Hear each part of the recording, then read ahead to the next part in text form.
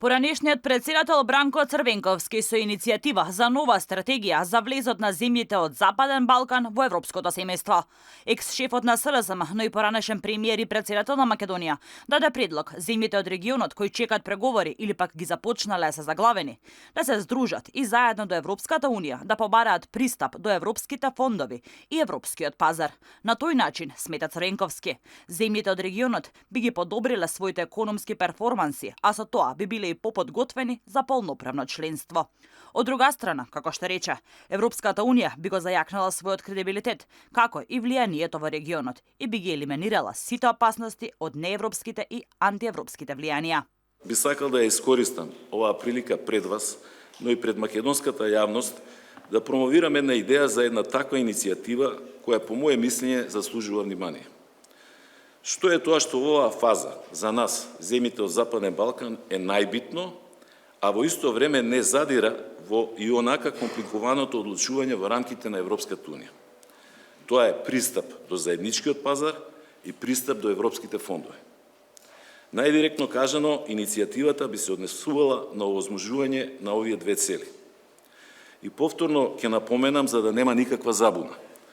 Ова не би било никаква алтернатива или субституција на полноправното членство во Европската унија.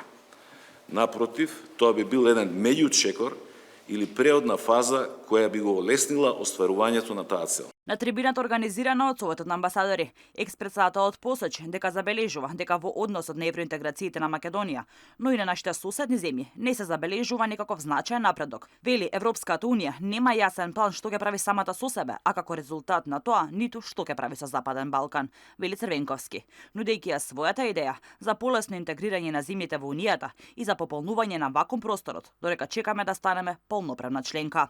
Црвенковски вели, нешто мора да се превземе, оти за скоро нема да станеме членки. Мора да признам дека за мене се прилично нелогични и без реална подкрепа изјавите, без разлика од каде и од кого доаѓаат, дека ако сега ги отпочнеме преговорите, за 7, па дури некои се поголеми оптимисти викаат за 4 или 5 години ќе станеме полноправна членка на Унијата. Или дека војната во Украина создава нов моментум кој ќе го забрза процесот на проширување.